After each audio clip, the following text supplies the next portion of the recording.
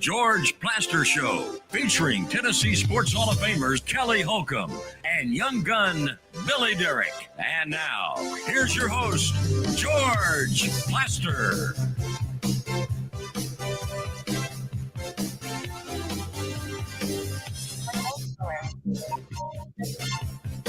Hello again, everybody. Welcome in. Today, it's a beautiful Friday as we get ready for the Memorial Day holiday. The bad news, it's going to rain, and apparently rain a bunch over the next 3 days. And so, if I have read the weather report correctly, and if I haven't, neither is Channel 2 or any of the others, here's what we're going to do today. At 4 o'clock, those of you who are listening, as we get ready to start a holiday weekend, you're going to be rewarded. That's all I'm going to tell you. You're going to be rewarded. Hello, Billy. Hello, George. How are you? I'm doing good. We need more rain. I mean, I thought a lot of this rain was going to stop. What's up with this? You know, I've tried to think back because, you know, I've done over 30 years of Memorial Day weekend radio, getting ready for it. I don't ever remember one. Temperatures in the upper 60s. Now, don't get me wrong. Today's awesome. I went and played golf earlier today. How'd you play? It was beautiful. Okay. Good enough to beat you. Oh, I don't know about that. Oh, I'm not sure that I'm not. Let me tell you why. You might be slightly better than me, but I'll get in your head. I don't think you want any part of that. Well, you're also hitting from the short tees. From the ladies' tees? Yeah. Okay. So, anyway, as I try to think back, Memorial Day weekends have always been really warm, mid to upper 80s. I don't know what this 60s and 70s and all this rain is about. I mean, I guess it's global warming or whatever, but it's a little goofy. I don't remember it being like this. Yeah, I don't either. Usually it's the unofficial start of the summer, and you know, you're at the pool, at the lake, you're able to enjoy the sun, but it's going to be rainy and what? You said mid 50s? No, I didn't 60s? say. No. Upper 60s, around 70. Yeah, that's not typical Memorial Day. Since the outdoor activities may be limited, in particular on Sunday and Monday, we're going to reward those of you who are listening to really good sports talk on this station. 4 o'clock, we're going to reward you. I like it. Billy, do you have an update with any, oh Lord, what is that? New COVID variant found in the U.S.? Don't believe it. Let's hope not. Don't believe it. Yeah, let's hope not. You have an update. I do. It's brought to you by Lori Burnett Leland. You can find her online at mortgageladyyusa.com. I was going to say Lori Burnett Leland, but it's mortgageladyyusa.com. You can give her a call, 615-969-4350. Well, just a little reset at the top of the show of what the SEC tournament looks like, as I will get that bracket pulled up here eventually. But yesterday had 3 games that they all had to be pushed back, at least one game because of the rescheduled game. Auburn fell to A&M, of course, 3-2. Tennessee gets it done against Texas 7-5 in 12 innings. It was about a 5-hour game. That was some game. That was a great game and really good finish. Gavin Keelan came up with a huge double, 2 RBI double. That was in the 12th, if I'm not mistaken. Yeah, it was. And Texas is really good, but I mean, that showed you what Tennessee can do. They've got a ton of talent still, and they can scare you with the pitching. Brandon Arvidsson, Texas native, pitched a gem. Came in relief for the Vols and just pitched his butt off and really carried Tennessee to the win. Nate Snead was really good late in that one as well. So Tennessee advances to the semifinal round tomorrow, and they will play Vanderbilt. Imagine that. So part 4, Tennessee and Vandy. The Doors beat Oklahoma late last night. That was kind of a snooze fest. Vandy jumped out to a 4-0 lead in the third and carried it really all the way through. J.D. Thompson, 5 innings, 11 strikeouts. Is that any good? He has been on a strikeout binge that's crazy. Yeah. So what time is Tennessee Vandy tomorrow? Supposed to be at noon Central Time if the rain holds off in Hoover. So and that's a big if, isn't it? It is. And usually Hoover, like with the weather we had, what night was it? A couple of nights ago, the tornado watch. Is that Wednesday? Yeah. Tuesday. That was Tuesday. Yeah. So that for us was what, 6 o'clock-ish, 5 o'clock, somewhere around there. For Hoover, that lasted until like 1 a.m. Their tornado watch. So you'd guess typically weather. I mean, Hoover and Nashville are fairly close, so weather typically is the same, if not similar. So we'll see, but it will probably be delayed tomorrow, would be my guess. So when Tennessee and Vandy play tomorrow, who in theory are the starting pitchers? Cody Bowker for Vandy, who pitched okay in game 2 in Knoxville. Vandy won that game. You could probably credit Ethan McIlvain in that one as much as anybody for Vandy. And for Tennessee, likely going to be Tegan Kuhns, who has been their game 3 starter for most of the season. But they're not about to throw Marcus Phillips out there. No, they just pitched him a couple of days ago. So because Vandy ran wild on that poor kid. Yeah, and Kuhns is a guy that can be run on as well. So expect Vandy to do the same thing they did in Knoxville in game 3, or at least try to.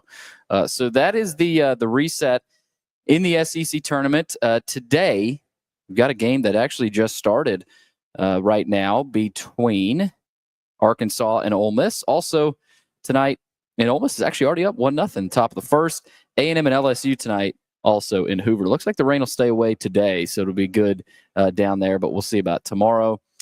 Also, I want to throw out there how the A-Sun is looking. And we've got a big game tonight in the A-Sun. Austin Peay and Stetson. That is the game 11 of the tournament. So that's I would guess the semifinal round. They're in the A-Sun, but Austin Peay and Stetson, they're the 2 best teams in the league. Can you tell where Lipscomb is and all that? Lipscomb's done. Yeah. Okay. And Tennessee Tech is actually done as well in the OVC. So no Tennessee Tech, no Lipscomb anymore in their conference tournaments. Also, got a really, really interesting story in the, where is this now? Sorry, I'm losing track of my update. Green Bay has filed a waiver to play in the basketball tournament. If you remember hearing about the basketball tournament, the $1 million winner-take-all summer tournament that features many high-profile college alumni teams and active professional players. So Green Bay, of course, coached by... as in University of Green Bay or Green Bay Packers? The University of Green Bay. Okay. So the waiver request acknowledges that the basketball tournament is not certified by the NCAA or fall within legislated exemptions or exceptions, but makes the case it is a suitable replacement for a foreign tour. So Doug Gottlieb, who is the coach there at Green Bay, they really struggled last year. Is trying to try something new. So we'll see if that pans out. Also, the Braves have activated Ronald Acuna Jr. for thank God the season debut against the Padres from the IL.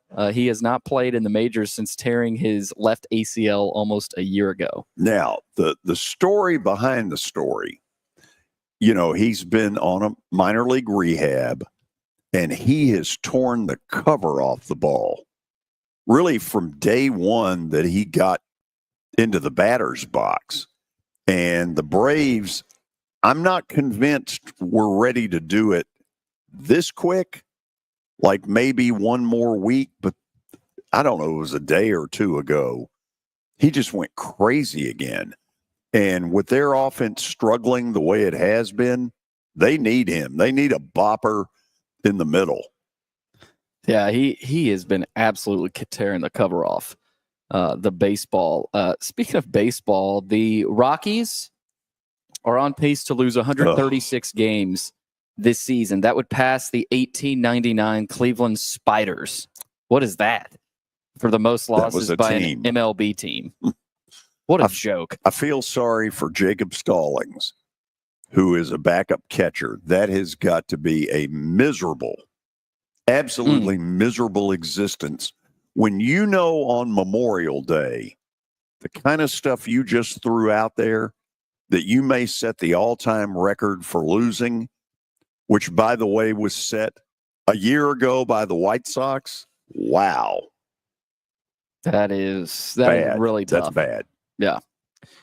Man, I mean, in the NBA last night, you saw another win for the Thunder as they just keep rolling. It's hard to believe anybody's going to beat them.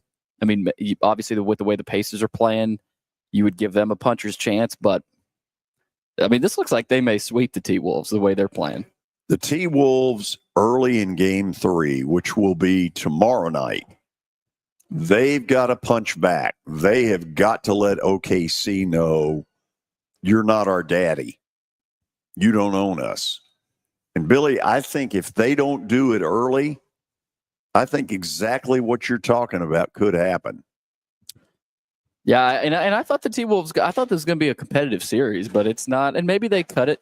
Not yet. They go win in Minnesota, but, man, we have not seen that yet. The Pacers and the Knicks tonight, Game 2, Indiana trying to make it a 2-0 series lead. That series could get ugly as well. And I don't think that'd be good for the NBA. Obviously, it wouldn't if you have a couple of sweeps. But these playoffs, there's just been certain games where they haven't been competitive and teams are giving up 140, 150 points. And that's one of the issues with the NBA. And then you turn your remote over to an NHL game and it hasn't been much better. Yeah, I mean, it really has been much better, but I was going to argue that, but you really can't. I mean, you saw the Stars really pummel I'm forgetting who they're playing right now. Edmonton. That's been the best game in round 3. The Knicks tonight have got to come out with an urgency because, let's face it, they go down 0-2 to Indiana, their season's over. They're not going to win twice in Indiana. They got to win tonight. Yeah. Period. And let me say this. We'll have a play on that. And we're on a 2-game winning streak. How about it? How about that? Yeah. Dang. Needed that. The Panthers beat the Hurricanes 5-0. That could be a sweep. Hurricanes have no chance in that series. Which is pretty shocking. I think a lot of people thought Carolina had at least a puncher's chance. Maybe not. Yeah, it is. I mean, and I hate it for them too because they, like we mentioned, they've now lost 14 straight Eastern Conference final games. Okay, we ready to get a spring fling update? Yep. Hugh Greenfield joining us to talk about what's going to happen. Most of the events are later in the afternoon, early tonight. Hugh, where are you going to focus on in this report? So we got a couple baseball games finishing up here. I looked earlier in the day, and they had the times wrong on the website. So we have a lot of games that are wrapping up as we speak. But Class 2A baseball, White House Heritage versus Huntington. It is 6-0 Huntington in the bottom of the 4th. And the winner, which it looks like it'll be Huntington, but you never know, they'll play the winner of Lakeland Prep versus Forest, which is 3-1 in the bottom of the 4th. Lakeland Prep has the lead at the moment. And the winner of those 2 games will play for all the marbles and who takes home the trophy. And then Class 3A baseball, Munford versus Tullahoma, 3-1 Mumford in the bottom of the fourth.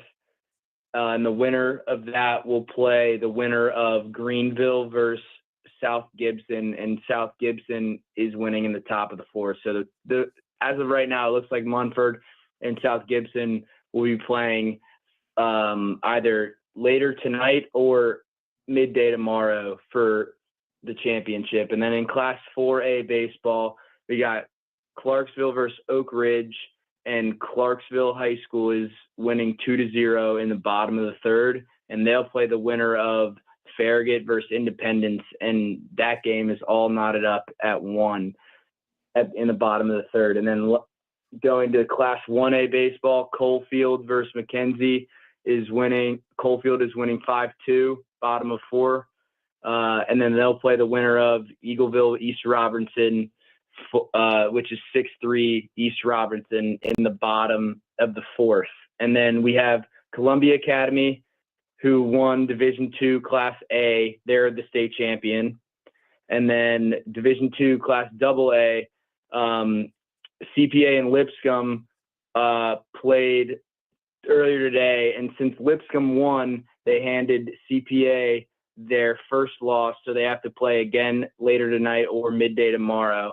And so Lipscomb and CPA will duke it out to see who's crowned the victor. Interesting. Good baseball report, Hugh. Appreciate it. Look forward to another update right around 5 o'clock right here on 94.9 The Fan. Thank you as always. Got it. Okay. So that catches you up on what's going on. Spring Fling has been, over the years, a really successful promotion that the TSSAA has put together in Murfreesboro. After the break, we'll be joined by Joe Healy from D1 Baseball.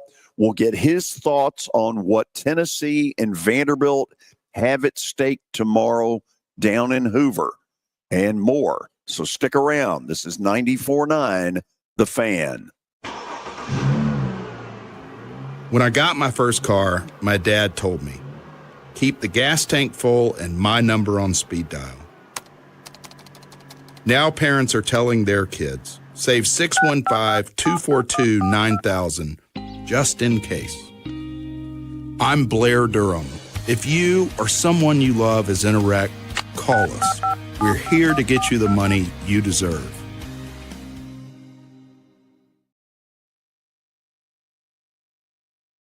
The Nashville Cats are charging towards the playoffs. Tune in for their next game against Corpus Christi Sunday, June 1st at 5 p.m. Catch the live play-by-play action on Totally Hits 93.3. For tickets, go to NashvilleCats.com. That's NashvilleCats.com. It's easy to say good things about the folks at Strike and Spare Family Fun Centers. Number one, I trust them with something that's near and dear to me, the Plaster and Friends Celebrity Bowling Night. But more importantly, I see the fun people have. They enjoy the bowling, they enjoy the camaraderie, and you will too. Come by any of their locations and get ready to have some fun.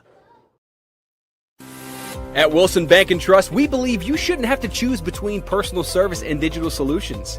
As your local independent bank, we're proud to offer the relationships and trusted service you expect, along with the tools and technology that keep you moving forward. So whether you're growing a business, buying a home, or planning for the future, we're here to help. Because this isn't just where we work, it's where we live too. Wilson Bank and Trust, here to get you there. Member FDIC. Venture Express has been helping people in this area for more than 40 years. They're headquartered in Murfreesboro with over 30 years of dedicated fleets involving production, manufacturing, and corrugated experiences. They're an asset-based company with over 700 tractors, 4,000 trailers, and 800 drivers. If you need their help, dial them up 615-793-9500 or log on to ventureexpress.com. For a free consultation or to view some of their completed projects, Give them a call at 615-456-7983 or log on to DonleyTimmons.com. Bank anywhere, anytime with Wilson Bank and Trust. Open an account online today and manage your money with ease. Whether you're checking balances, depositing checks, or paying bills, with our secure digital banking solutions, your finances are always at your fingertips. Get started at wilsonbank.com. Wilson Bank and Trust, here to get you there. Member FDIC.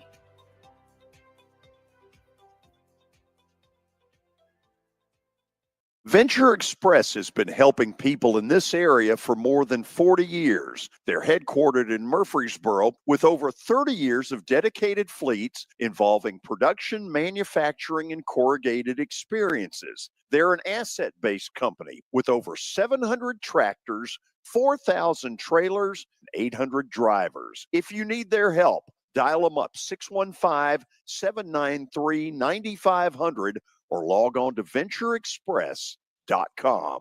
Nashville, the semifinals of the PFL World Tournament begin Thursday, June 12th. Former welterweight world champion Jason Jackson takes on rising star the Silverback Thad Jean, plus 2023 PFL World Champ Jesus Pinedo and Gabriel Braga collide in a highly anticipated trilogy match. Don't miss your chance to see the action live June 12th at Municipal Auditorium in Nashville. Visit pflmma.com/schedule for more info. The Vandy boys are ready to throw down in the postseason. Catch all the action as Tim Corbin and his crew chase another trip to Omaha and a third national championship. Vanderbilt baseball lives here on 102.5 and 106.3 The Game. It's the George Plaster Show. Your sports live here on 94.9 The Fan.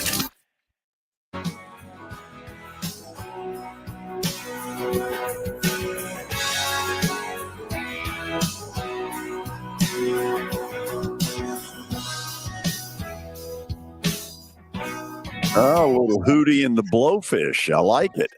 As we welcome all of you back. Memorial Day weekend, obviously a great holiday for a lot of people, but kind of a nerve-wracking time in the college baseball world. D1 baseball is what you need to look into, and Joe Healy will join us here in about 30 seconds. The last four in that they have are Xavier, UConn, Troy, and Virginia. Their first four out are Notre Dame, Western Kentucky, Southeast Louisiana, and UT Rio Grande Valley. Let's say hello to Joe Healy. A great time of the year. Joe, thank you for doing this again today. If you are satisfied with your message, press 1 to listen to your... Oh, that's not Joe Healy. Okay. At least I don't think that was Joe Healy. It didn't sound like him, did it? Nope. So let's see. Okay. So we're in one of those deals where the tarp is on the field. Time only has been called. Yes. Every effort will be made to play today's game. The Atlanta Braves, thank you. Heard that and really, a few times. That's about all I have to say at the moment. Speaking of which, if you're wondering, D1 baseball at the moment has Vanderbilt as the third national seed, which is amazing, the level that they have been able to get to. And by way of the win yesterday over Texas, Tennessee is now listed as the 15th seed, which means they would host a regional in Knoxville, barely. That Texas win, at least in D1 baseball's mind, absolutely had to happen. Yeah, they're hosting. That was a heck of a win for Tennessee. And you could tell just watching that game that they knew they needed it. They knew they needed to win that game, and they did. So credit to them. Okay, let's try Joe Healy again. Joe, thank you for doing this. Yeah, no problem. Happy to join you guys. So we were just talking before you came on as to where D1 baseball has Vanderbilt and Tennessee, who play tomorrow down in Hoover. In your mind, do either one of them really have anything to play for other than some serious state pride? Yeah, probably not too much, to be honest with you. Is there a scenario where maybe if Tennessee wins this thing, could you get them in the top 8? Maybe, but probably not. If we're being realistic, I like to say when people ask about what Hoover means, I think it can be the garnish on your resume, but it can't be a part of the main dish. And so I think you can help yourself a little. I think Tennessee's done that. I think, frankly, Vanderbilt has done that. But I don't think it completely changes the way the committee sees you. So to answer your question directly, no, I think it's just a pride thing, which still, given those two programs, I think we're still in for a pretty good game that both teams are going to really want to go out there and win regardless. So it's going to be a treat. I just don't know there's going to be real stakes. Joe, I'm going to ask some stupid stuff here because I'll admit I don't know as much about the makeup of the baseball committee as I would the basketball. In the old days, the basketball committee loved playing little games, and oops, Louisville and Kentucky are going to play each other at Stokely Center in Knoxville for the first time in 50 years. Is there a scenario where the committee puts Tennessee and Vanderbilt on a collision course for a super regional? Well, they could, but they've done a pretty good job of, well, a couple of parts. It's a very good question, but let me take it in a couple of parts. One is that they've mitigated some of that by now seeding 1 through 16. So they used to only seed 1 through 8 and then host 9 through 16 were just kind of placed in with what made sense geographically and what have you. Obviously conference mates couldn't, they tried to avoid conference mates and supers and all that kind of stuff. So, but now that they seed 1 through 16, there's really only so much moving around that you can really do with those seeds, because you start to miss seed teams if you move them around too much. So that's one. And then two is that baseball is a little different from basketball in that the regionals really are regional. And so, and then the super regionals are thought to be like pseudo regional, but the thing is they want teams to travel places that make sense. So, some of those matchups that might happen in regionals, not so much hosts across from each other, but in regionals, like Florida State is a 1 and Florida is a 2, for example. They'll do that, but some of them end up getting moved around because there are so many little boxes they have to check for the field. So they try to avoid teams that played each other in the regular season. They try to avoid teams that were in each other's regional the previous year. They try to avoid teams that, that are those teams that used to be in the same conference that are now in different conferences. They try to avoid all that stuff. And by the time you do all of that, there really aren't that many places you can send teams sometimes. So there are some conspiracy theories about things getting matched up and whatnot, but at least in baseball, because of that, and because, look, they're not looking to send an entire baseball team across the country on an airplane that's going to cost tens of thousands of dollars. There's also that. So the seeds, the teams end up being kind of seeded based on so many different metrics that even if the committee wanted to, it would be hard for them to generate and set up certain matchups just for kicks, let's say. Joe, I've thought over the last 2 years that Tennessee had an intimidation factor that was huge. When teams in particular had to go to Knoxville, it was almost like they knew they were dead meat. I kind of think Tennessee has lost that intimidation factor. Kind of talk me through that. Do you buy that? And if that's the case, what's the ceiling on how far they can go? So I think at least for this year, they have lost some of that. Now, I do think there is some element of this might just be a one-year thing. And I think part of it is maybe underestimating some of the intangibles of a team that, last year they had guys like Blake Burke and Christian Moore that had been on this team for a really long time. And so, yes, they were very good baseball players, but also they had been there when Tennessee really became Tennessee. And so I think when they lose those types of players, they filled in the gaps nicely in terms of talent with Liam Doyle and Andrew Fisher and Gavin Keelan. But those guys are veterans who came from other programs. And so I just don't think there's that kind of like team chemistry, that leadership, all that kind of stuff. And I think that bleeds into the product.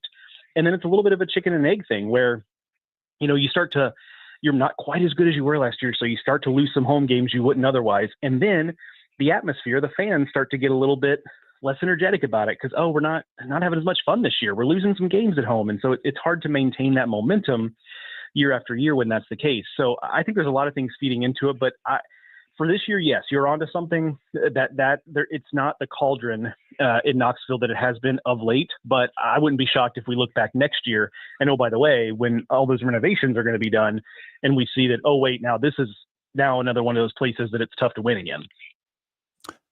Let's go to the Vandy side of this. In late March, the concept that they might be, a national seed that would mean they could host a super regional, I'd have said, no way. I looked at their lineup. It just didn't scare anybody. They weren't getting a lot done offensively. Now, 6 weeks later, it feels like it might be as good a job as Tim Corbin has ever done at Vandy. Are they good enough to win a national title? Yes, I absolutely think so. And I think this is kind of what the vision has been for the program that just hasn't quite come to fruition the last couple of years. And by that, I mean, the pitching is still what's driving the bus. Like, the rotation is good, but to me, the bullpen is what makes Vanderbilt special, the quality and depth in the bullpen. And so that has carried the team long enough to where now the lineup is starting to come around. The pitching bought the lineup time to kind of get sorted, get figured out, improve itself over the course of the season. And now, yes, the pitching is still what's leading the way. I don't think it's an elite lineup, but it's a very good lineup. And I think when you talk about winning in Omaha, which is a little like winning in Hoover, you have to be able to win games a bunch of different ways. You're not going to be able to bash your way to winning the College World Series. You've got to pitch it. You've got to play defense. You've got to be athletic. Those are all things Vanderbilt can do. The offensive piece was what's missing. And again, I'll reiterate, I don't think it's elite. I'd still rather be Arkansas and have their lineup, but it's a heck of a lot better than it was in late March. And so you're right. We're talking about this team very differently now than certainly we would have 6 or 8 weeks ago. Joe, you all had, I think I've got Kansas State, Louisville, and Rider. Louisville has been kind of linked to the Nashville region for weeks. If you had to stake your life on it, is Louisville the most certain of those three to end up in Nashville? Oh, certainly. Because, Rider could go anywhere. Rider's a Northeastern team that's not – the reality is they're not going to have a host close enough to them. They're going to have to fly somewhere anyway. Same thing with Kansas State in the Midwest. So certainly of the three, yes. And I know that's a common matchup. So I think the committee might actually like to not have that matchup happen. But again, as they look at the bracketing principles, it might end up that way. And honestly, if that's the draw, like Louisville's good, but they're not great this year. I think that's a team that could have trouble with a 3 seed. And if it is Kansas State, I think they would have trouble with a 3 seed. So I think if Louisville is a little bit of a scary name because there's familiarity there. And we think about what Louisville was 6 or 8 years ago, but that program is not that right now. And so if that's the draw, I think if you're Vanderbilt, I think you're fairly pleased with it. Joe, appreciate you for hopping on. Who do you give the advantage to tomorrow between Vandy and Tennessee? Tennessee kind of lucked out with Arvidsson going, 6, 7 innings? I mean, it felt like he was the starter in that game with especially as many pitches as he threw. They did throw Nate Snead. Vandy still got a lot of their bullpen left. Sawyer Hawks did throw, but not too many pitches. Who do you give the upper hand to tomorrow? Yeah, I kind of like Vanderbilt in that matchup, because I do think there is some element of Tennessee feeling like, all right, we did it. With the Texas win, I think it felt like getting over a hump a little bit for what they'd been pushing for. And so I do wonder if there's a little bit of, they feeling like they've already crossed the finish line. Now, when they get on the field, I think it'll be different. Nobody's going to be going half speed out there, but the advantage that Vanderbilt has where, they have basically their entire suite of pitchers in the bullpen, the one fewer game used pitching wise. And the thing about Tennessee is that, they've obviously gotten very good work from Liam Doyle this season. They've got very good work from Marcus Phillips, but the third day has been a little bit more of a struggle for them. Sometimes it's been good, sometimes it's been not. And so Vanderbilt's going to get their day 3 pitching. And with that matchup being what that is, I actually really like Vanderbilt with the way they're swinging the bats. Bottom part of the bracket, Ole Miss all over Arkansas right now, 5-1, and then later tonight LSU you would assume has the advantage over A&M, a really banged up A&M team. Who do you like at the bottom part of the bracket? And is LSU a team that, especially like Vanderbilt, that pitches well and hits it well, of course, can potentially win a national title? Yeah, I think LSU certainly can, and I think they're in good shape in that part of the bracket because they can. Although I would have said the same thing about Arkansas, and you're right, that first inning did not go well for them. But with LSU, they can just treat this with this format. They can treat this like a weekend. I mean, Cade Anderson is pitching tonight against A&M's third starter, Miles Patton, and an A&M without Jace Laviolette and without Caden Sorrell, in addition to the other injuries they've already had. So I feels like A&M might be just a little out of gas. Now, it's also A&M, so if they come out and run rule LSU, I guess we don't have any right to be surprised given how their season has gone. But certainly on paper, you like LSU there. And I just like that the Tigers are going to be able to come in and just treat this like a weekend. You don't have to worry about, who do we start today? How do we use the bullpen? Do we need to save some guys? Do we need to hold back? Like, no, the max you're going to play is 3 games over 3 days. Let's just treat this like a weekend series and go get it done. I think from a mindset standpoint, that's really powerful for LSU. All right, last thing for me, I'm going off the cuff here. You had a chance to go to the SWAC tournament at Rickwood Field right there in Birmingham. I want to say, was that today, Joe? That was today. It was this morning, yeah. Okay, what was that like? And I mean, does it feel like going back in time there? Because we've talked to some people on our show that have been out there, and they just rave about it. Yeah, it's a great experience. And I'm someone who, Billy, you know me a little bit. Like I'm a guy who, I kind of use humor and snark, and I'm usually not like the guy who's going to be the most like sincere about stuff like this. But honestly, it was one of the best baseball experiences I've had in a long time. Going down there this morning, it's like watching a baseball game in a museum. And so yeah, it's cool. It's old timey in all the best ways.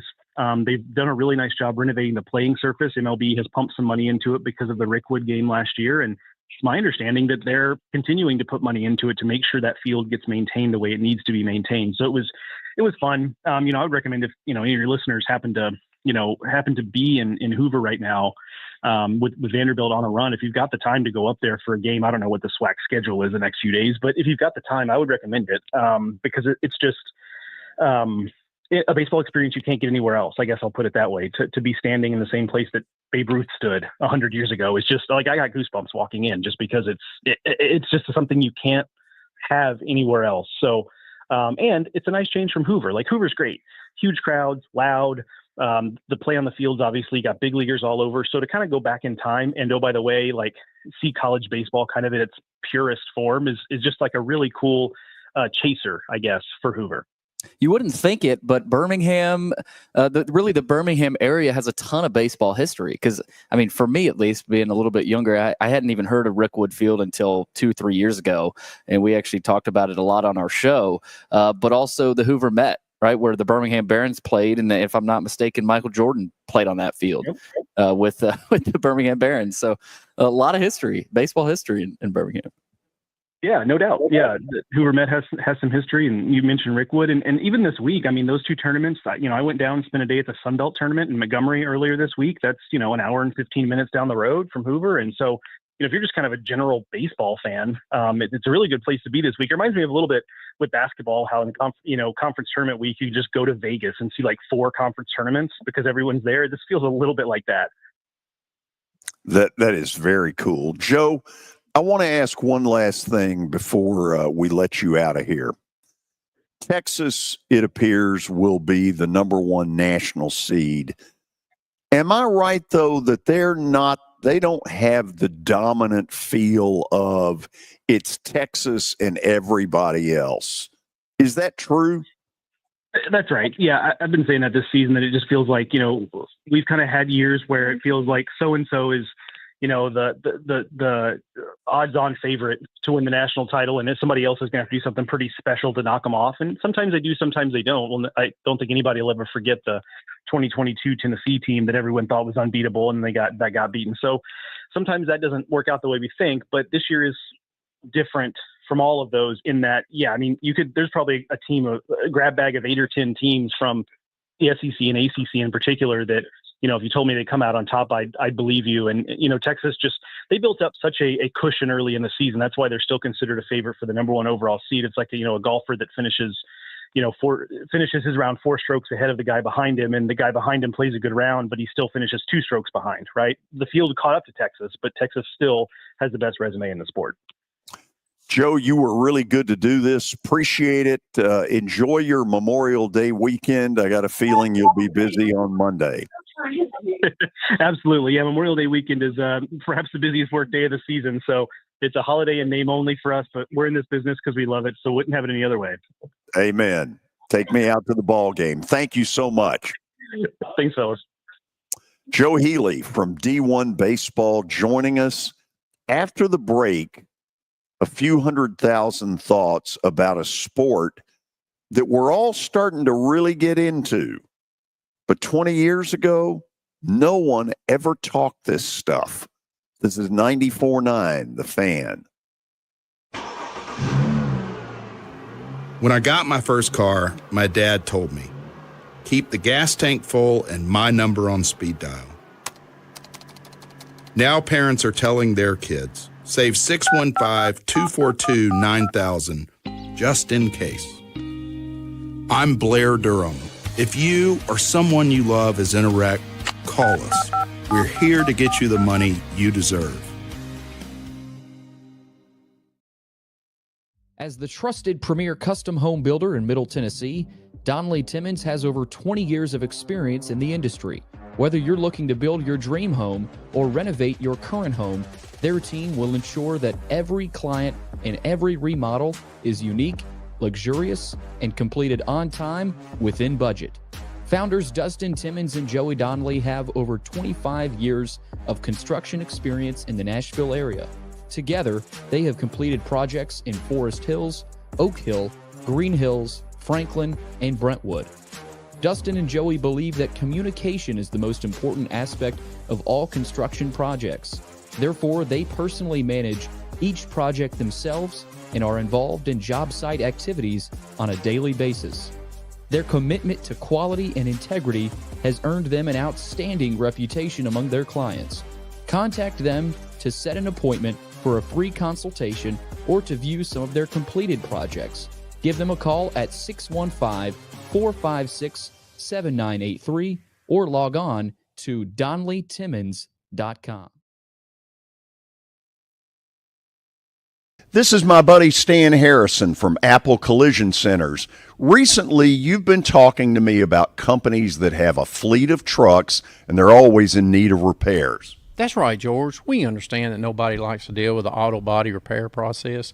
We try to simplify that at our 3 convenient locations. We work with all major insurance companies. We help to ease the stress of the auto body repair process. We're located in Old Hickory, Hendersonville, and Gallatin. If you need our services, please stop by and see us. And how convenient that we have that in the background. Now, seriously, these are good folks. They do really good work. Give them a holler. Nashville Sounds Baseball is back in Hit City for the 2025 season. Create a summer of memories at the ballpark with weekly giveaways, fireworks shows, and more. Tickets are on sale now.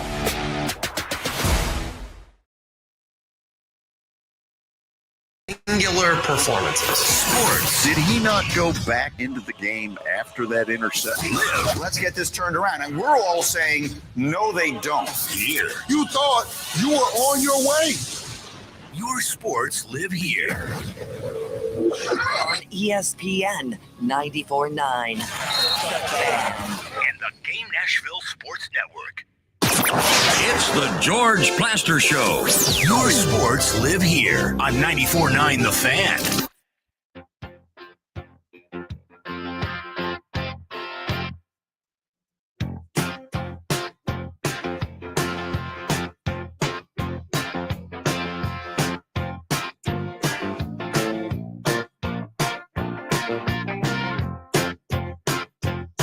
Well, for the game in progress down in Hoover, there's been a terrible situation. Arkansas gets an inside the park homer where 2 Ole Miss outfielders collide. Both of them, as we speak, are down on the ground right now. It's a nasty looking injury. Ole Miss has got the lead. I think it's 5-2 Rebels in the second. But that's a nasty deal. That was awful. One of them is still down. He's been down since he got hit. That's prayers for him. He that does not look good. No, it doesn't.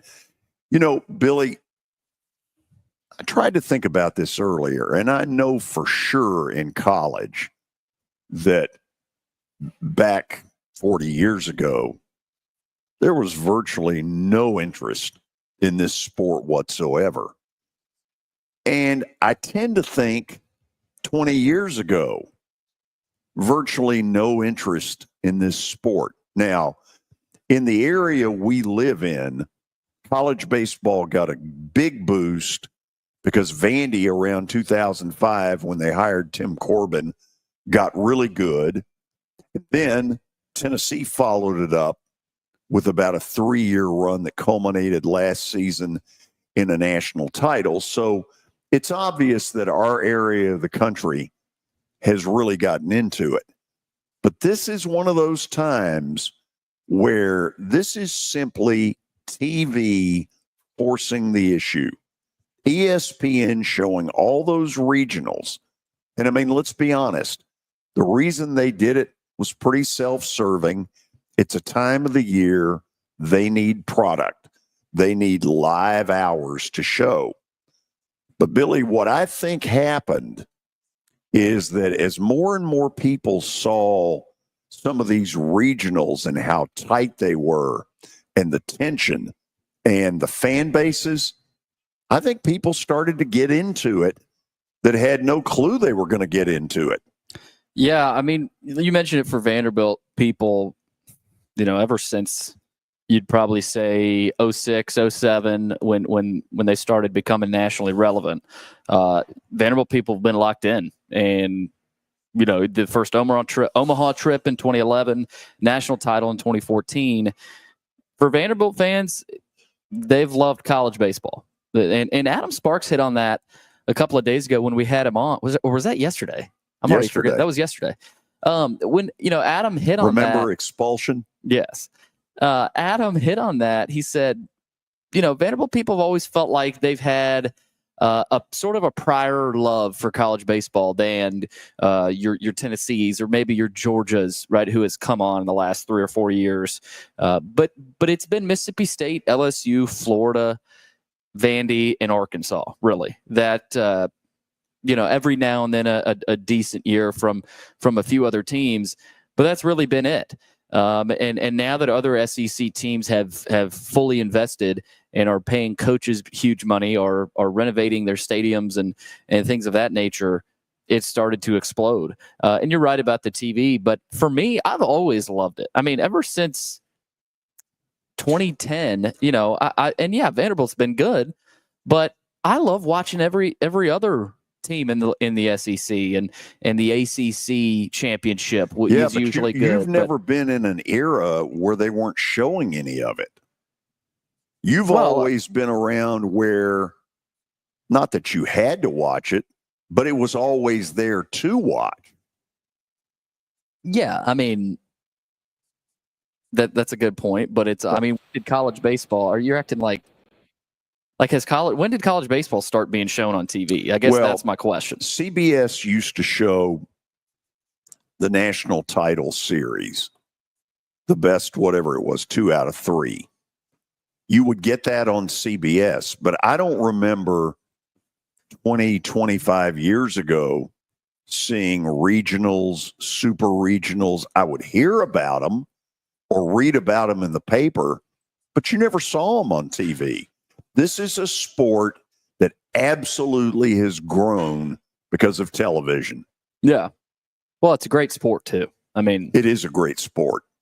Yeah. And so with the TV help, it has just caused an explosion. And, the investment too, like I talked about with these teams, why hasn't Georgia's always been a huge question mark for me? Why have they not dominated the sport of baseball? You could say the same thing about basketball. Too, with all the talent in that area, but it's a great sport, and rivalries like Vandy and Tennessee obviously help. LSU and Arkansas, who we could see tomorrow. Mississippi State has some Mississippi State Ole Miss. Like it's really fun, and it's always competitive, especially at a tournament like Hoover, to gear you up for the postseason. I think where I'm really going with it is, ESPN catches a lot of crap because they're the big boy. They're the big game. And at times when they catch it, they deserve it. But this is one time that they need to be saluted, because you take ESPN out of the equation, college baseball isn't anywhere near what it is today. It's that simple. You think about a year ago, Billy, during the regionals and the super regionals and all the excitement where they would switch you from one thing. And I'm thinking of Clemson's regional that ended, and I don't remember all the circumstances, but it was crazy. And I remember on that Sunday thinking, I can't go away from this. Yeah, I mean, and it's teams like Tennessee and LSU with Paul Skeens. There's been a ton of talent in the SEC, MLB talent. I mean, look at Skeens, what he's doing for the Pirates. So players electing to stay in college has helped as well. And I mean, there's so many good programs in the SEC that, without the SEC, what would college baseball be? I mean, it would probably be a shell of itself. So that's the league that's holding up college baseball. ACC's got some really good teams, like you just talked about with Clemson. But yeah, but Billy, it used to be all out west. Yeah. I mean, but like the regional, super regional weekend is one of my favorite times of the year, because anybody can beat anybody, just like March Madness. Really just not like the college football playoff, but basketball and baseball postseason are two of the best. Yep. And I think we're about to experience that. I'm looking right now. I'm trying to get, oh, wow. Is that really true? The regionals were not even on ESPN until 13? Yeah, sounds about right. Wow. Whew. But yeah, I mean, that's like right around that time, 2010, 2011, I can remember not really watching until the Super, because I remember that Oregon State Super Regional in Nashville being on TV and it being a big thing. The Aaron Westlake Regional. Super Regional. Super Regional, that's right. That you could actually watch it. So yeah, that's I would agree with that. Yeah. It's just, I mean, under the category of what is the power of TV, maybe never has the power of TV been shown as strongly as what it has done to elevate the college baseball world. It really is pretty incredible. I know we got to go to the break. We got a lot of things coming, so let me kind of set it up for you. After the break, you'll hear stat of the day. The likelihood is that I bomb. What else is new?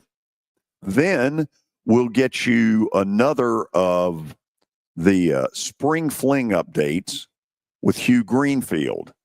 And then those of you who have been loyal enough to be with us today, because most years, the Friday before Memorial Day is one of the slowest in sports talk radio. It's almost like the day before the 4th of July. So many people have got so many outdoor plans. Well, guess what? According to what I've been watching on that weather forecast, it doesn't look real good. It looks great at the moment. It looks horrible come Saturday, Sunday, Monday, and for that matter, Tuesday. So we're going to try to do something here in just a few minutes and reward those of you who are loyal enough to be listening. That's all I can tell you for the moment. But stick around. It's going to be fun. It'll be a little crazy. It may not be exactly the way we do the show every day, but it won't be dull. This is 94.9, The Fan. Looking for your favorite sports? How about sports? You follow sports? We probably haven't. Just log on to the Information Superhighway. Oh, they don't call it that anymore? To start, press any key. Where's the any key? Head to theGameNashville.com. The password, we're in. You'll find what time your game starts and what station it's on. Oh, they have the internet on computers now. That's what's up. Your sports live here. What an age we live in. On the Game Nashville Sports Network. Hey, it's Chase McCabe wishing you a happy and safe Memorial Day weekend. Let's take a moment to remember those who gave the ultimate sacrifice and thank our men and women who served this great country. Thank you, thank you, thank you. Your sports live here on the Game Nashville Sports Network. Your sports live here. WBUZ HD3 Laverne. All around the world on the Game Nashville app. We are the Game Nashville Sports Network. ESPN 94.9. The Fan. A Cromwell media station. 30 years of the best sports talk in Middle Tennessee. It's the George Plaster Show, featuring Tennessee Sports Hall of Famers Kelly Holcomb and young gun Billy Derrick. And now, here's your host, George Plaster.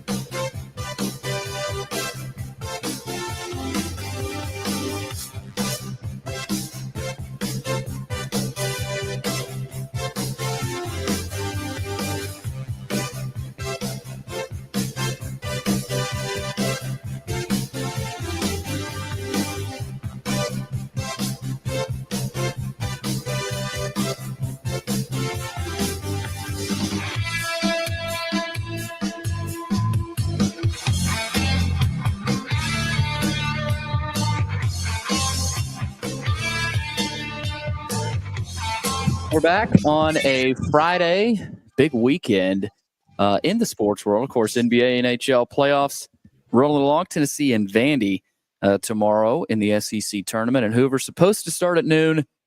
We shall see if that stays put. You're not real hopeful, are you? Well, according to your weather forecast, there's going to be a lot of rain. Yeah, but that's a Nashville forecast. I don't make any claims on Birmingham. You know, it's a 3-hour drive, so typically it's similar in Hoover. Could be wrong, but not feeling too confident about tomorrow. Not feeling confident about stat of the day either with no Kelly. Even though Kelly, when's the last time Kelly got an answer right? It's been a while. We'll see. It's brought to you by Apple Collision Centers. You can find them in Old Hickory, Hendersonville, and Gallatin. Give them a call, 615-754-9800, or log on to their website. That's applecollisioncenters.com. All right. We're going NBA. Not Shea Gilgeous-Alexander. That was actually yesterday's question. Looks like we might get a sweep in the Western Conference Finals. Who was the last team to sweep an opponent in the Western Conference Finals? Oh, wow. Well, let's think about it here real quick. Golden State has been in the Western Conference Finals a bunch in recent years. Did they ever sweep anybody? Man, I don't know. This feels like it goes back toward Kobe Bryant with the Lakers. However, I'm going to go with Golden State, probably be wrong, and then let's see what happens from there. Well, it is the Nuggets over the Lakers. Oh, that's right. It was, and yet all four of those games were really close. The Lakers played a lot better than you would have thought based on the results of a 4-game sweep. Oh, wow. Yeah. It was a tough one. Yeah. There have been several tough ones lately. Okay, so in a minute, we'll officially get into the 4 o'clock hour. The first thing we will do is go back to Murfreesboro for a spring fling update as soon as Hugh Greenfield is ready. What do we got, Billy? What do we got in the Arkansas Ole Miss thing? Because I couldn't tell. Did they get the player? What happened on the injuries? Do you know? I wasn't watching. Not sure, but Ole Miss is up 5-2 going into the third. Yeah. So okay, I didn't catch what happened to the. So they will play whoever wins, and right now it looks like it's Ole Miss, although it's really early. They'll play the winner of the LSU Texas A&M game. And am I right? And I should have asked Joe this. A&M still got to win, don't they, to get in? Yeah, they got to get to Sunday, and some people are saying even maybe win it all to get in. So it's not looking good for the Aggies. Jace Laviolette, one of their best, probably their best player, definitely their best player, has gone down with a hand injury, so he's out. Got one of their better players, Caden Sorrell, already out. So not looking good for the Aggies. Okay, I think we've got Hugh Greenfield ready again with another Spring Fling update as we welcome all of you into the 4 o'clock hour from our digs at the Ford Ice Center in Bellevue. Hugh, what's going on in Murfreesboro? All right, so some of those games that I was talking about earlier finished up. So we had Huntington beat White House Heritage, and Lakeland Prep beat Forest. So the Class 2A baseball championship will be played either later today or midday tomorrow, and that'll be against Lakeland against Huntington for all the marbles. And then Class 3A, Mumford beat Tullahoma, and South Gibson beat Greenville. So that those two will play tomorrow for all the marbles as well. And then Farragut, it beat Independence 9-3 in the Class 4A baseball, and they are waiting to see who they are going to play tomorrow. It is either going to be Clarksville or Oak Ridge. Oak Ridge is leading in the top of the 7th, 4-2 right now. So if they can hold on, they'll play Farragut tomorrow in the championship round. And then Class 1A, Coalfield versus East Robertson tomorrow, as they both won their matchups today. And then we moved to soccer, where Independence defeated STEM Prep 1-0 to get their chance to win it all. And then Class 2A soccer, Station Camp defeated South Doyle 3-1 to win it all. And then at 4 o'clock today, right now, starting Bartlett versus Hardin Valley, Class 3A, AAA soccer. That's the championship there. And then Knoxville Grace defeated Webb Bell Buckle 3-0. They're the state champs for Division II Class A. And Division II Class AA, MBA defeated McCauley 3-2 yesterday. Things got a little interesting after I left in the first half, as it was 1-0 MBA. Yeah, they had a little offensive explosion, didn't they? They did. Okay, listen, good stuff. Thank you for keeping people updated. We'll check back in for one final report at 4:50.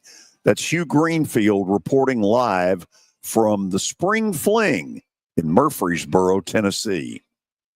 Okay, Billy, you ever heard about the first night that the Titans played on Christmas night? I've heard of that. Yeah. Yes. Okay. Let's bring Greg Pogue to our microphones. Hello, Pogu. Gentlemen, it's good to see you. Good to hear from you. Same here. So the story was, and Greg, you got to help me. Was that the first year the Titans were in Nissan or the second year? Year two. And I was talking to the coach at the time about that. Yeah, it was the 2000 season, I believe, and it was a Christmas day, and the banner had closed and this and that, and the Wild Horse Saloon had become, well, everywhere, quite frankly, that people still talk about us on that flatbed semi truck at Rio Bravo.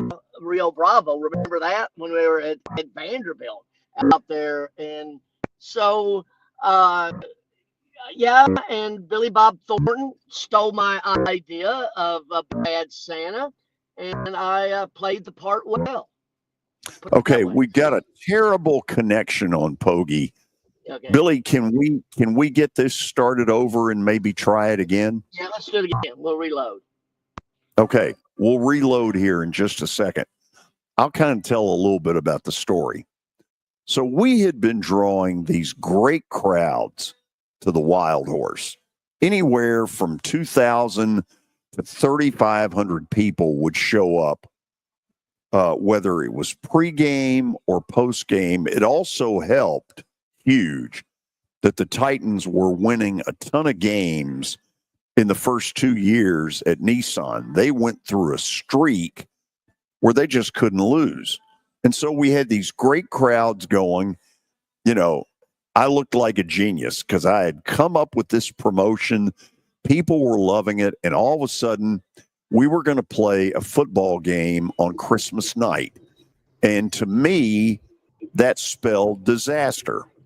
And so I had a series of things that I tried to plan out, one of which was the mistake of having Pogie wear a Santa Claus costume. Big mistake. With that, we bring Pogie back in. Greg, what do you remember about that evening? Well, they have a saying, if you can remember it, you weren't there. So it was unique because I wasn't working, wasn't doing anything. I know Frank Wycheck came over, a bunch of players came over and everything. And do you really want me to say what I remember the most about that? Seriously? No, I really don't. Okay, but I'm going to anyway. Okay, I have the only time in my only time I will, okay, pretty clean, is that the only time I've ever been groped in my life, I was wearing a Santa Claus outfit. And I didn't know that did things for women, but it did. So for Santa. Now, do we have our other guest ready at this point? I can't tell. Not yet. Not yet. Okay. Hopefully we will here in just a moment. So the deal was that the Titans that evening, and it was bitterly cold, like 18 degrees at kickoff. And the Titans were trying to secure the number one seed in the AFC. And it was a nationally televised game against a Dallas Cowboy team that frankly sucked. They were awful. And so, Pogie, there was a lot of stuff going on, but my suspicion was for the pre and post that nobody was going to show up. And I've never been more thrilled to be more wrong, because if you remember, and maybe you were too busy doing your duties, so to speak, but they were all the way up into that third deck up there. Well, and you think about it, Christmas, everybody sort of wants to get out of the house too, right? I mean, you've done whatever you've done, blah, blah, blah. But, it was right now, no team, maybe I would give that team at that time, maybe the Predators on their cup run to the finals are the two hottest times of sports in our city. Okay. And everybody just wanted to be part of the party. And you said, because we had it at the Wild Horse all along, but man, they had to, I think everybody, they ran out of beer, ran out of booze, and everybody's still there. That was probably when you have probably 3,000 to 4,000 people converge at one place after a game. That hasn't happened in this city but once. So with that in mind, we got a holiday weekend coming, and Pogie's right. People try to get out of the house. Deep down, they can only stand their in-laws, their relatives for a short amount of time, and they got to get out, and they got to do something. And unfortunately, the weather over the next 3 days is not good at all. But what we're going to try to do here is reward those of you who have been loyal enough to stick around with us on a holiday Friday. Pogu, lay it out there. Yes, sir. Well, you're the one. I mean, if you just want to call the producer, we'll take your name and we'll give it away 4 packs of tickets, and you'll be on the will call list at the game tomorrow night. We've really reached out for our 3rd straight home game. Metro Schools, Dr. Adrian Battle, the AD Mark North of all Metro Schools. We've given them tickets to every athletic department. We've done it with Boys and Girls Club. We've done it with so many charitable events. We even, although they're not charitable, Vanderbilt is our football star guest tomorrow night. So congratulations to Clark and Barton and everybody over there. But yeah, if anybody wants to call, you can have a 4-pack of tickets, and you'll be on the will call list tomorrow night. Okay, I'm going to set it up a little bit better here because Pogi's connection is really not very good at all. Sounds like it's coming out of Uganda. But here goes. If you want to go see the Cats tomorrow night at Municipal Auditorium at 5 p.m., any and all of you that call the number that I'm about to give out, you'll get a free 4-pack. Now, to the producer back at the station, I need you to be good and kind to him, because my guess is when I give out the number, there are going to be a bunch of phone calls. So be patient. He's probably going to put you on hold for a minute. All you have to do is give him your name. That's it. Just simply your name, and we'll have 4 tickets waiting for you tomorrow night at Will Call for the 5 p.m. game. The phone number is 615-553-0933. Again, 615-553-0933. If you get a busy signal, call back, because this is an unlimited gift that we're giving out to those of you who are loyal enough today to be listening as we get ready for a holiday weekend. Have we lost Pogi? Yep. Okay. Lost Pogi. So he's in Uganda. Yeah, somewhere in Uganda. So, Billy, the deal was, and hopefully you'll get some word from the station at some point if people are calling in, that kind of thing. Again, 615-553-0933. And when you call in, and let me just say this, don't call unless you intend to use the tickets. But if you want to go tomorrow night, call in. It's a freebie on us and the Nashville Cats. Billy, what I remember that night, because I remember being absolutely scared to death that nobody was going to come. And so we set up a singer who was going to do Christmas carols at 4 o'clock. Game wasn't until 8. Then Santa Claus was going to appear.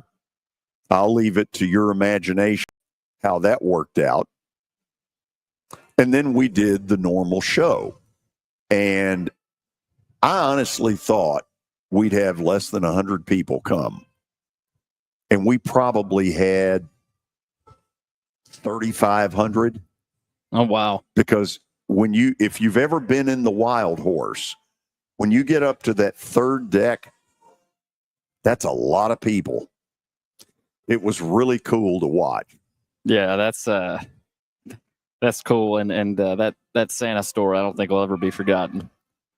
Well, yeah, there's perhaps more to that story that we've not gotten into, and maybe that's a good thing. Yeah. But while Jeff Fisher and his team were getting ready, and by the way, they demolished Dallas that night, 31-0, one of the coldest Titans games ever. But at the Wild Horse, it was rocking. And I'll tell you how cold it was. There were a bunch of people that said, screw it. We're just going to stay in the Wild Horse and watch it. How about that? That's awesome. Okay, so if you're trying to get in right now, I don't really have a way to see what the phone lines look like. But what we're doing is giving away an unlimited number of 4-packs for tomorrow's game involving the Nashville Cats, 5 o'clock at Municipal Auditorium. Phone number is 615-553-0933. That's all you got to do is just call that number. Be patient with the board op back at the station. He may put you on hold.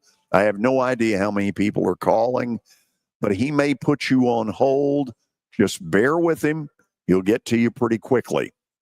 I'm told Pogie is back with us, perhaps from Uganda. Who knows? Let's bring him back up and see if we can get a better connection with him. Yeah, sorry about that with the Zoom. I'm just on regular, up on Mr. Haney up on the roof, with my phone out here in the woods. That was one of the great nights of early Titan football because they were going for the 1 seed that night, and people were worried, it's the Cowboys, and instead they absolutely kicked butt. And I think the city, and that's something that even thinking about it now, and I guess I've thought about it then, writing about it and talking about it, whatever, is the city realized how big this could become of putting Nashville on the international stage, not national, but international, right? The Cowboys no matter how bad they were, right? This, that, TV, and all of a sudden, there's the Super Bowl and all of that. And I think the city at that time grew up. And I don't mean, I don't deal much in hyperbole, but I really think that was one of the more significant moments, top 10 in our sports history, is that day, in my mind, that many people would be engaged on Christmas Day. It was like, hey, this is Christmas, and this is what we're going to do, okay? And I think it really was part of the transformation of our city to a major sports town. Well, you remember, Pogie, how worried I was that nobody was going to show up. And I thought rightfully so. How many people were going to – we tried to do this stupid thing, have Christmas dinner with Plaz. Like that was something that was, let's stop everything we're doing and have Christmas dinner with George. But people came out in droves. And that one, I never saw that coming. And I think a lot of them were just wanting to get out of the cold. But it was, people have been to the Wild Horse, all 3 levels. You could not get in. And it just seemed like everybody came from the stadium to the Wild Horse. I mean, because at the time, there weren't as many places to go in revelry after a game or to gather for the pregame or the postgame. There's so many choices now. There weren't a lot then.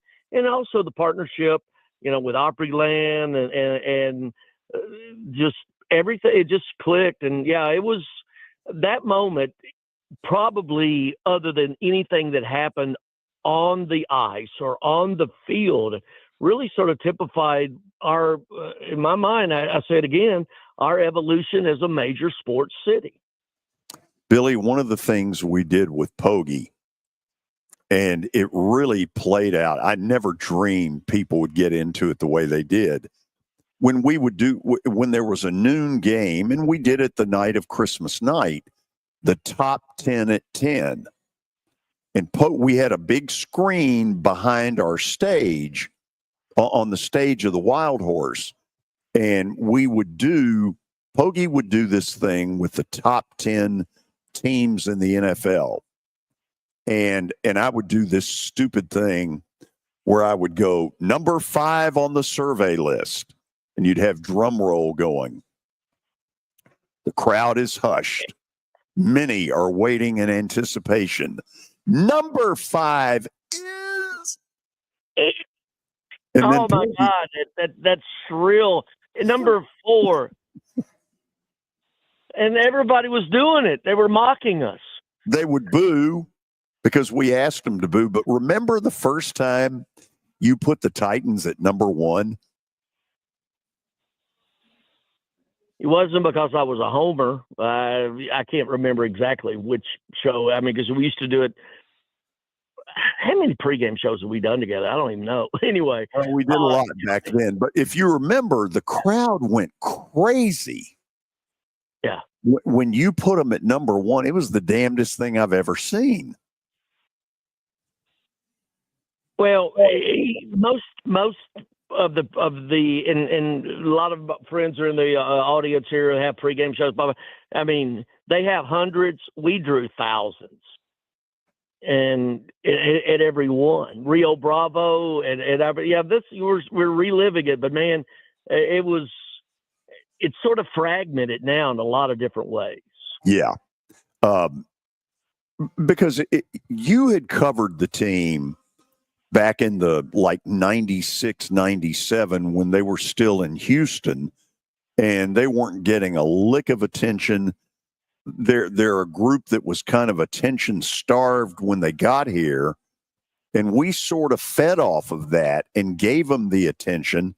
And then they did the rest. They were out in this community everywhere you turned around. And you don't have those personalities now. Frank Wycheck, Al Del Greco, Chris Sanders, Steve, Eddie, Jeff, and all of his staffers, especially a little later on with Heimerdinger. Yeah, and they and you know what it was like when I was covering them in that last year in Houston. The home games were in the Astrodome, so I flew somewhere 24 out of 25 weekends. I flew somewhere, counting training camp in San Antonio. They would ask us more questions than we would ask them. We were sort of learning the NFL. They wanted to know so much about where are we moving to, what blah blah blah, and how many of them have stayed, right? Derek Mason, everybody, on and on and on that have all just stayed here, and it was. It changed this city forever, not only in sports, but just, I'm going to tell you what, the Nissan of North America, you think it comes here without the Titans being here? Bridgestone, its corporate headquarters is here. Oracle, all of them. The first one that opened the doors for all of those things to happen with the Titans moving here. And for that matter, the Preds, because they both came at exactly the same time. Oh yeah, the Preds fought so hard. And good for them. And you know it with Craig Leopold and Jerry Helper and Jack Diller. They fought so hard to have their expansion year be the year before the Titans were here. And so, yeah, and that friendly competition now. Where is it? They're both, outstanding organizations. Pogie, thank you. We'll continue to give out. It just doesn't seem like either one of them can win much anymore. So, well, hopefully we can get that turned around in both cases. Give away those 4-packs. I'll do it. Hey, listen, thank you for the offer. Always good to talk with Santa Pogie. Yeah, it was. I guess if people missed the earlier part. Only time I've ever been groped in my life, I was wearing a Santa Claus outfit. Yeah, thanks for sharing that. That's great radio. It's you asked me what I remember the most about that day. That's it. Yeah, I was afraid of that. Okay, talk to you. Have a good week. Okay, so the offer's out there, and we will keep it out there this hour. With the weather looking as bad as it does for the rest of the weekend, we want to reward those of you who were loyal enough to listen to this show today with a free 4-pack for tomorrow night's Cats game, 5:00 at Municipal Auditorium. All you got to do is call this number, 615-553-0933. That's all you got to do. If you're listening to this live or watching it live, be patient with the board op. If he puts you on hold, he's going to get to you. But there may be several in front of you. All you'll have to do is give out your name. That name will be on a pass list tomorrow at will call. We'll go to the break, and when we come back, we're headed to Hoover, Alabama to get a little update on what's going on in the SEC baseball tournament. This is 94.9 The Fan. When I got my first car, my dad told me, keep the gas tank full and my number on speed dial. Now parents are telling their kids, save 615-242-9000 just in case. I'm Blair Durham. If you or someone you love is in a wreck, call us. We're here to get you the money you deserve. It's easy to say good things about the folks at Strike and Spare Family Fun Centers. Number one, I trust them with something that's near and dear to me, the Plaster and Friends Celebrity Bowling Night. But more importantly, I see the fun people have. They enjoy the bowling, they enjoy the camaraderie, and you will too. Come by any of their locations and get ready to have some fun. As the trusted premier custom home builder in Middle Tennessee, Donnelly Timmons has over 20 years of experience in the industry. Whether you're looking to build your dream home or renovate your current home, their team will ensure that every client and every remodel is unique, luxurious, and completed on time within budget. Founders Dustin Timmons and Joey Donnelly have over 25 years of construction experience in the Nashville area. Together, they have completed projects in Forest Hills, Oak Hill, Green Hills, Franklin, and Brentwood. Dustin and Joey believe that communication is the most important aspect of all construction projects.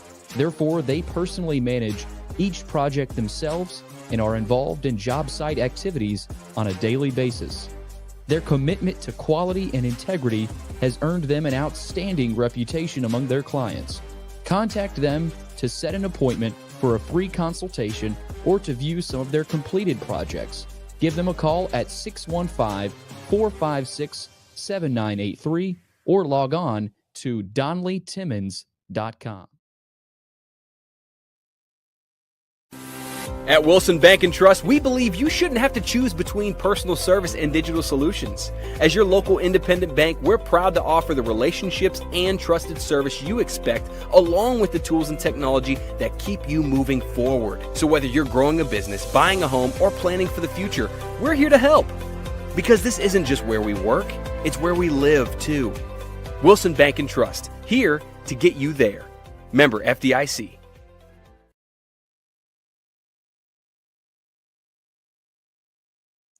If you are paying too much for your health insurance, you know what? You need to contact the folks at Pancoast Benefits. Pancoast works with businesses and individuals to tackle the high cost of health insurance.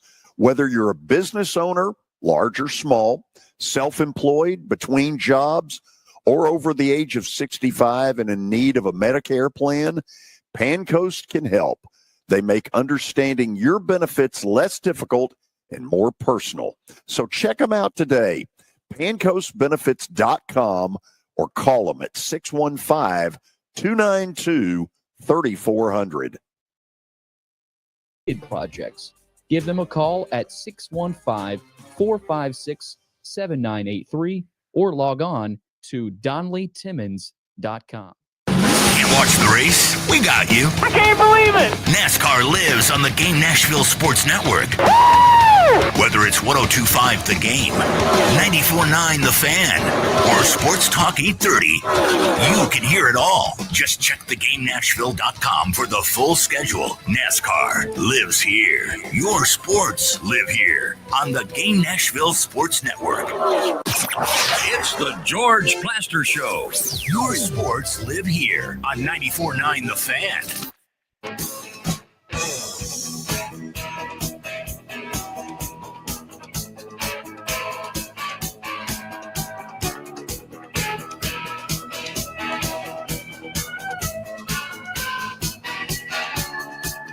Listen to this, and I'm going to read it to you all. In the Arkansas Ole Miss game, terrible collision about 15 minutes ago that resulted in an inside the park homer that benefited Arkansas.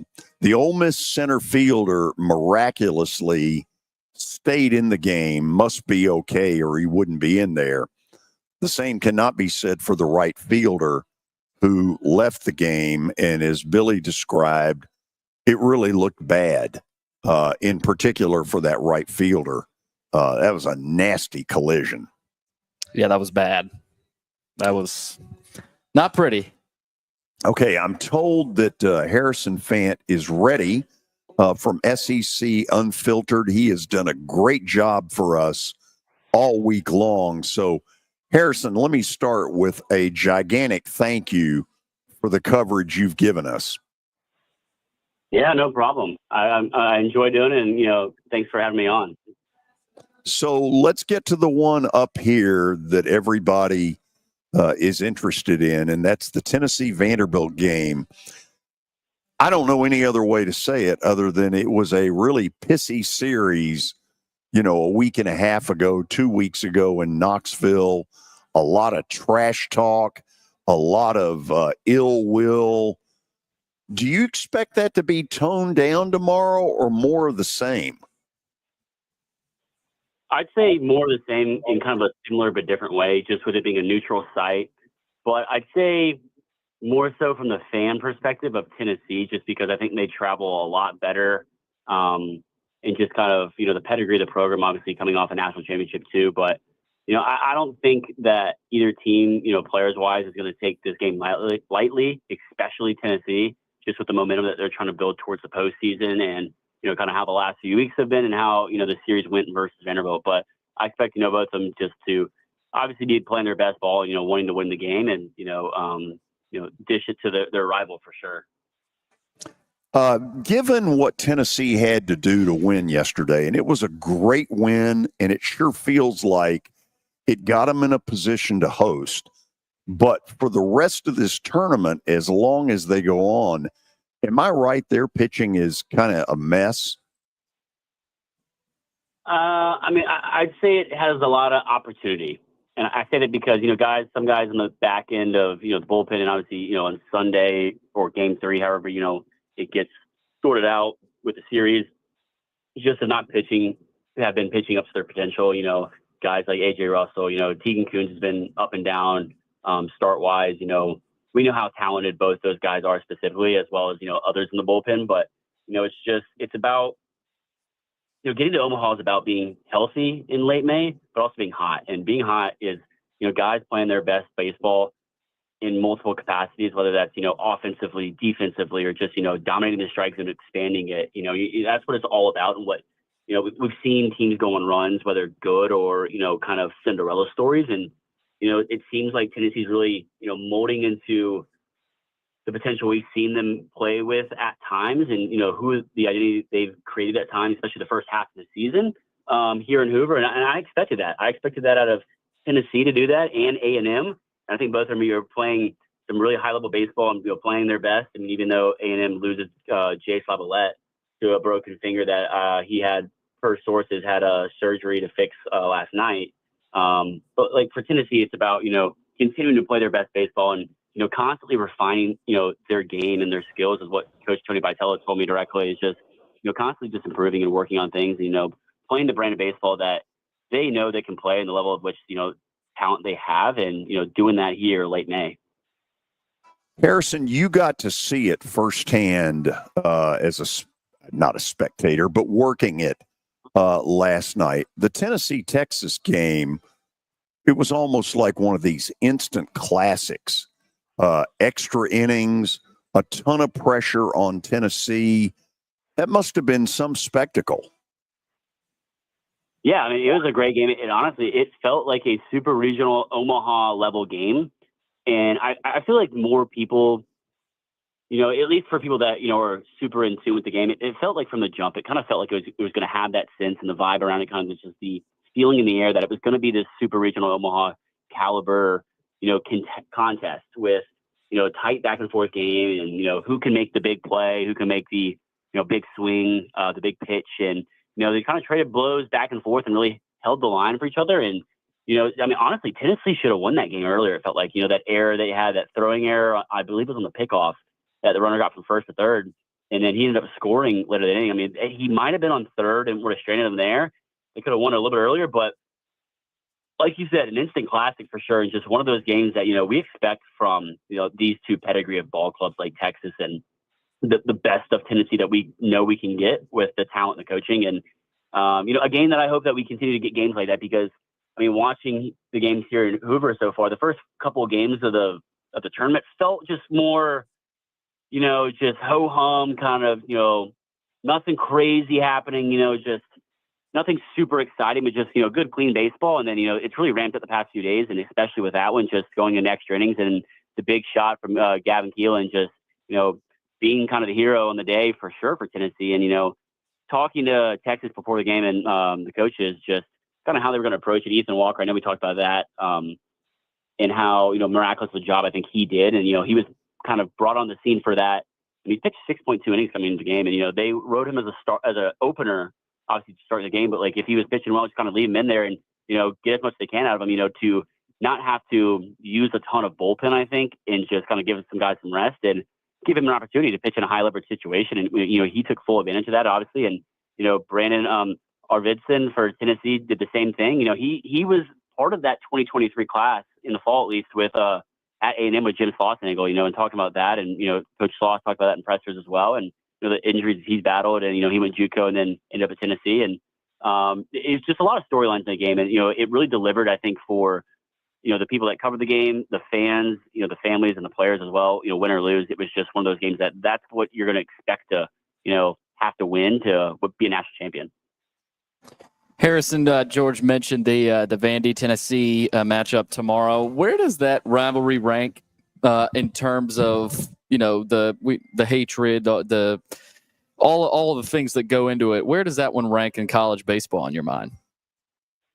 Ooh, that's a great question. I think it ranks a little higher than people think. I think it's just because maybe Vanderbilt's not as big as a baseball school kind of prestige wise, like an LSU, a Texas, a Clemson, a South Carolina, a Texas A&M, even though they haven't won one, obviously. But it's one of those. Vanderbilt's won two national championships and had two runners up in the past 10 years. How many programs can say that? It's not a big, like you look in the RV lot, you look at the tailgating, everything. You don't see a ton of Vandy people, but I think they do care about their baseball a lot. And obviously Tennessee with just the growth that the program has had under Tony Vitello and what that program represents on diamond, what the fans hold that to the standard in which is national championship quality and what Tony Vitello kind of expects out of his players. I think it ranks higher than people think. I don't think it's top three at all. I think number one is definitely South Carolina Clemson. I think all time historically, but I think another great one is, obviously anytime LSU plays, it feels like anybody, but I think it's probably up there. It's a sleeper in the SEC for sure. I think it's probably about 5 or 6, but definitely something I think right now is kind of a turning the tide potentially with, Vanderbilt's success in the SEC, but in the postseason as well to what, Tennessee has built and become right now. So I think tensions are pretty high and kind of, who's going to hold that guard? All right, set the stage for tonight. LSU, it's amazing. They're just now playing tonight. With the tournament starting Tuesday, those fans are going to be juiced up in Hoover. Set the scene about how many LSU fans will be there and have been there all week. They finally get their game tonight, and what we can expect from the Tigers and the Aggies. I can guarantee you that the LSU fans are ready to rumble here in Hoover. There's a lot of LSU fans I've talked to this week that call this the LSU Invitational. And I think that's for, rightful reasons after they're, have the most SEC tournament wins and titles in the SEC tournament history. And, I think they're the most passionate fan base, if not one of the top 3 in college baseball. Like I said, speaking of the RV lot, the tailgating lots, it's overwhelmingly LSU Tigers. It feels like Baton Rouge away game, like that they all travel to. And they're one of the most passionate fan bases about, I think, their schools, sports in general, but baseball specifically. And I think you're going to see a sea of purple and yellow in the stands, and just it's going to feel real rowdy. And they've been antsy. I mean, there's a lot of LSU fans that have been here since Tuesday, and it's Friday now. They're finally getting to play night game here in Hoover. We know LSU and how they like to play at night games, especially the ones after midnight that end around 1:17 in the morning. So I know they've been, getting ready in various fashions all day and all week for sure. I mean, I've gotten some really, really strong hospitality from the LSU faithful that I've been really appreciative of, just from the tailgate experiences, the Southern hospitality that they provided in the form of hydration and some Cajun food that's been unbelievably mouth-wateringly juicy. So I really appreciated that. They do a really good job, I think, of spreading the love of college baseball and the fandom of college baseball to fans that are all in Hoover. It's one of those things that the rivalry with Texas A&M is, I think, a sleeper for sure. I mean, I don't think it's a top hatred like Alabama is for LSU, but I mean, especially after how the series went earlier in the season at College Station, in a series at which LSU felt like they should have definitely won going in and during the series. I think they got a little bit of sour taste in their mouth that they want to put a stamp on and say, hey, like, we're LSU, like, this is who we are, and kind of in potentially in Texas A&M seasons. I think there's a lot of like that mindset going in, but also getting guys opportunity. Cade Anderson on the mound versus Miles Patton, I think it's gonna be a great matchup and exciting for a lot of fans, the players, and a lot of top talent playing. And I mean, it's gonna be Hoover at night. I mean, what more can you ask for from a pedigree of a team like LSU and the fan base they have, and Texas A&M and their passionate fan base as well. Hey, Harrison, before we let you go, next week, spring meetings, Billy and I are going to talk about this because I think there's some real fireworks coming. I see the coaches telling the commissioner, do not go 9 conference games, and the commissioner saying, we're paying no attention to you and we're going 9. Do you think that's the way it works out? So I haven't talked to any coaches about that specifically, just because a lot of other things at top of priorities with current season and things around the game and the tournament right now. But I mean, I could see that happening. I think that in a league like the SEC, every single coach that I've talked to that you hear in pressers talk about and I say it week after week. It feels like on our show, like the SEC is a gauntlet, and it's one of those things like there's no breaks throughout the season. I mean, there's no bye weeks. I know the ACC has a bye week as well. But it doesn't look like there's a sleeper week. I mean, you can even say, people think Missouri's a sleeper week. I mean, A&M thought that going in. But, if you go through the SEC, and I've heard several SEC coaches tell me this personally, if you go 15 wins in the SEC in conference play, that's a really good year. That shows how deep this conference is. And, it pays tribute to, when you add 2 postseason and, Omaha caliber clubs like Texas and Oklahoma are, I mean, why expand? Why add more, conference game series, whatnot? And you get to that point late in the season, right before conference tournaments, like you see a lot of, midweeks getting canceled because it's like it either hurts the RPI. There's that kind of, philosophy or strategy, whatever you want to call it. But, if you can run the gauntlet in the SEC and get 15 wins, like I think you deserve to be in the postseason. I mean, obviously there's a lot of factors outside that can't count, contribute to that, but I don't know. That's something that I think isn't on a lot of coaches' minds right now, and they're focused just, on playing and coaching as much as they can until, late June if possible, and find themselves in the middle of Nebraska come a few weeks. Hey, thank you for great coverage for us this week. Really appreciate it. Yeah, absolutely. I'm happy to do it, and it's been a blast to be able to be here in Hoover and give some insights and reporting from it for y'all. I really appreciate it. Enjoy y'all having me on. Harrison, thank you. Have a good weekend. Thanks, guys. You as well.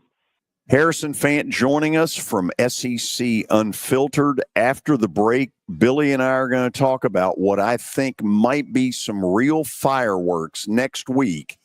SEC spring meetings, the football coaches, I don't think, agree with the commissioner. We'll talk about it next on 94.9 The Fan. When I got my first car, my dad told me, keep the gas tank full and my number on speed dial. Now parents are telling their kids, save 615-242-9000 just in case. I'm Blair Durham. If you or someone you love is in a wreck, call us. We're here to get you the money you deserve.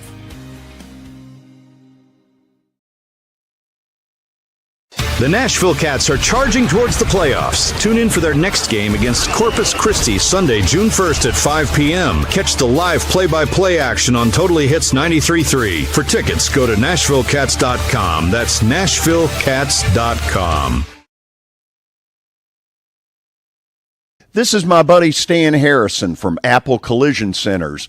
Recently, you've been talking to me about companies that have a fleet of trucks and they're always in need of repairs. That's right, George. We understand that nobody likes to deal with the auto body repair process. We try to simplify that at our 3 convenient locations. We work with all major insurance companies. We help to ease the stress of the auto body repair process. We're located in Old Hickory, Hendersonville, and Gallatin. If you need our services, please stop by and see us. And how convenient that we have that in the background. Now, seriously, these are good folks. They do really good work. Give them a holler.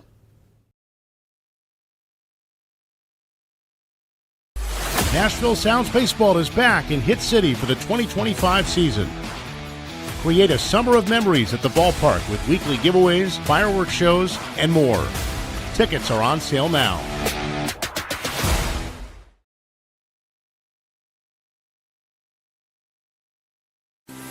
At Wilson Bank and Trust, we believe you shouldn't have to choose between personal service and digital solutions. As your local independent bank, we're proud to offer the relationships and trusted service you expect, along with the tools and technology that keep you moving forward. So whether you're growing a business, buying a home, or planning for the future, we're here to help. Because this isn't just where we work, it's where we live too. Wilson Bank and Trust, here to get you there. Member FDIC. Or planning for the future, we're here to help. Because this isn't just where we work, it's where we live too. Wilson Bank and Trust, here to get you there. Member FDIC. It's Family Leisure's 34th Memorial Day sale. Memorial Day means summer is finally here. So get your family swimming now. DIY pools start at just $19.99. 24-foot pools are only $29.99 installed with 6 months same as cash. Family Leisure has great prices on spas and hot tubs in stock and ready for immediate delivery. Spas start at only $29.99. Family Leisure has the spa you want at guaranteed low prices. Well, while the kids are in the pool and you're in the hot tub, I want to be in some new patio furniture. Family Leisure has hundreds of sets from all the best brands on sale at guaranteed low prices. The Sabre Infrared Grill starts at only $14.99. Complete Bull Grill Island start at only $39.99. Installed with a Sabre Grill head. Diamond Point wood play gyms at only $24.99 installed. Pool tables, massage chairs, arcade games, and more on sale now. That's Family Leisure, 2 huge locations, Antioch and Franklin. Family and fun come together. Two total screw-ups of humongous proportions. Sports. We're not living in an era where perfection is necessary. They thought they were a championship contending team. Here, we told you not to do this. Your sports live here. On ESPN 94.9. And the Game Nashville Sports Network. It's the George Plaster Show. Your sports live here on 94.9 The Fan.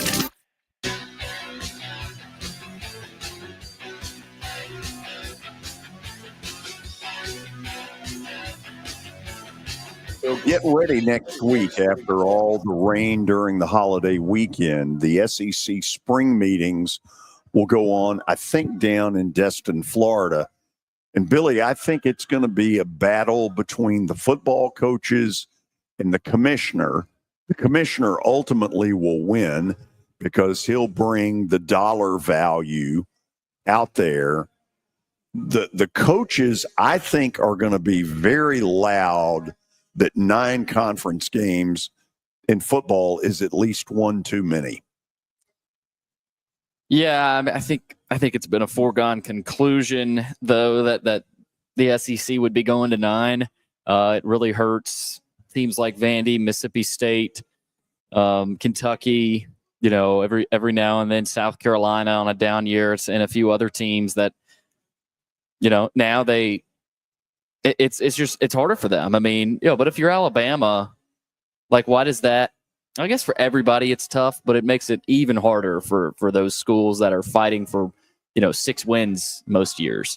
Yeah, but I don't think that's all of it. I do think that the upper echelon are sitting there saying enough is enough. The beat up factor is huge.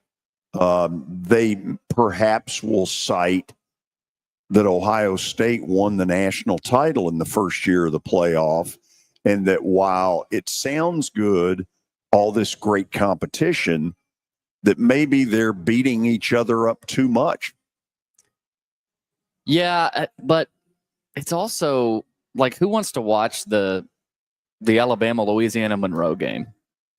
Wow, so you're invoking my favorite. Yeah, tired old UL Monroe. Yeah, I mean, it's about the fans and the money and the viewership, and those games don't, you see the diehards watching them, but I mean, fans are leaving at the half, and it's about revenue, and so this was always going to happen. But yeah, there's going to be some upset coaches that try to fight it, but they're not going to win. I think that's going to be the first big storyline that comes out. Billy, I think the second one is going to be, okay, we've got this mess in college athletics. You keep saying as commissioner that, we're the center of it all. We're the epicenter. We're the this. We're the that. You got any answers for it? Yeah, I mean, the pressure's on Greg Sankey. He's got the power to make changes, so it's going to be on him. Yeah, I think these meetings, most of the time, there's a lot of happy talk, and everybody has their cocktails and their shrimp and their steaks and good food and all that. But I think this one has got a chance to have more fireworks than normal. Yeah, and I'm looking forward to hearing how Greg Sankey greets Josh Heupel potentially there, and maybe how Heupel greets Greg Sankey. Maybe it's the other way around. Yeah, let's see how it works.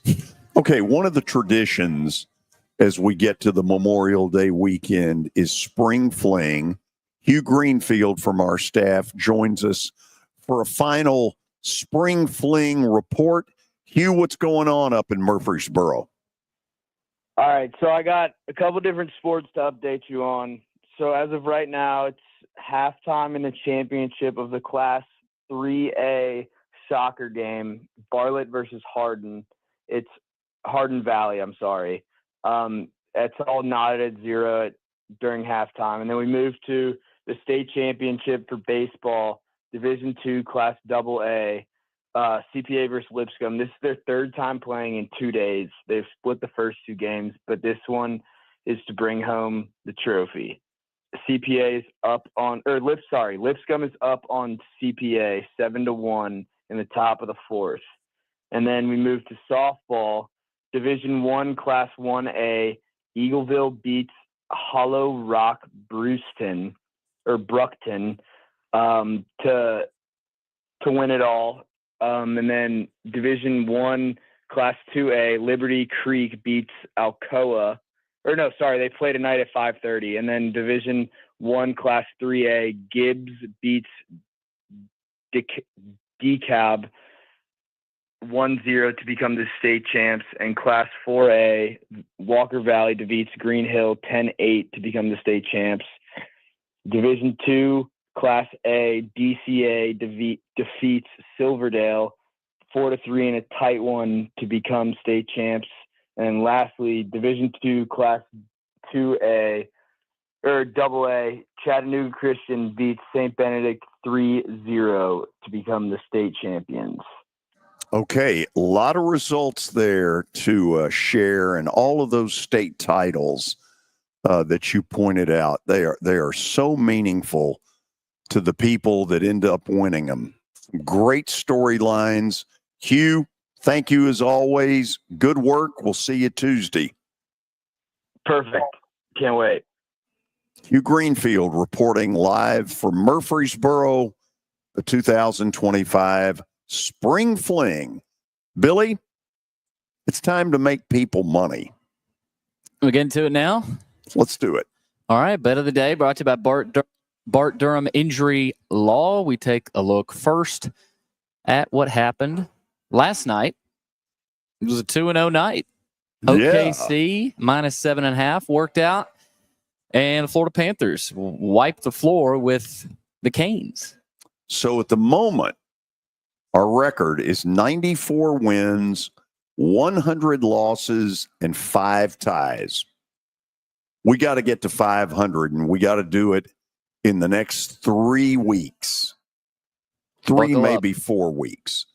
So I'm going to give you 3 plays that are involved with tonight. I don't remember what else. I don't know if I've got any others. Let's see where we're going. Okay.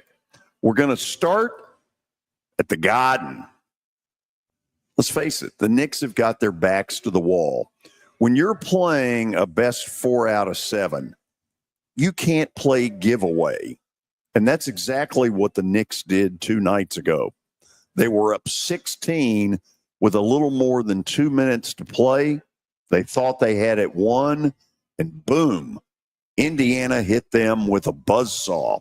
Well, tonight, you got to figure the Knicks are going to be focused because deep down, if they go down 0-2 at home, they're not winning this series.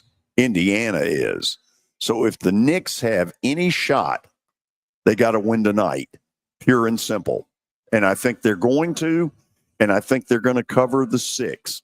They were good enough 2 nights ago to be up by as many as 16. There's no reason they can't do it again. The Knicks. Yes. The hockey's got me scratching my head. I don't know where to go with this, but since I got to play it, I'm taking the Edmonton Oilers. For 2 periods, a couple of nights ago, they were the better team. They had a 3-1 lead going to the 3rd period. Dallas scored 5 unanswered.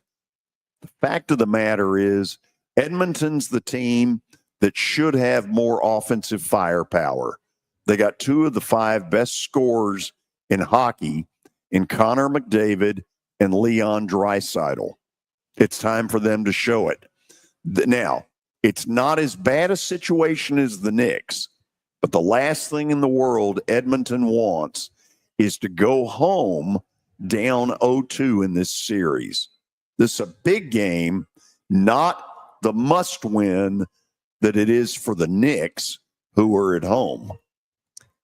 Yeah, I like Edmonton here too.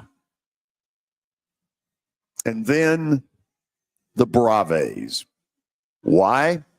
Because I think there's going to be some real, momentum, real oomph about the fact that Ronald Acuna is back.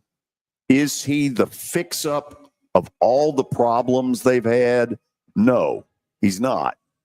But I'll tell you what he is. He gives them more margin for error. The middle of their lineup is going to get a whole lot better because of it. Austin Riley, Matt Olson, Marcell Ozuna. They're going to see better pitches simply because Acuna is there. Yeah. Chris Sale has been on a roll. The Bravos win tonight. Let's go Braves. Yeah. 3 in a row. You got to keep that tonight. That hot streak. You got to get close to 500. And 94 and 100 is the record. Kelly would not be happy if that happens. No, he may not be happy come Monday. So we won't be with you on Monday, which will be a holiday for all of you. So we're going to observe it as well. We'll be back on Tuesday. What we want for all of you is a great, happy Memorial Day weekend. Most importantly, drive safely. And secondly, spend a few minutes thinking about Memorial Day and the people who have sacrificed so all of us could enjoy it. Until Tuesday, for Billy Derrick, George Plaster saying, so long, everybody.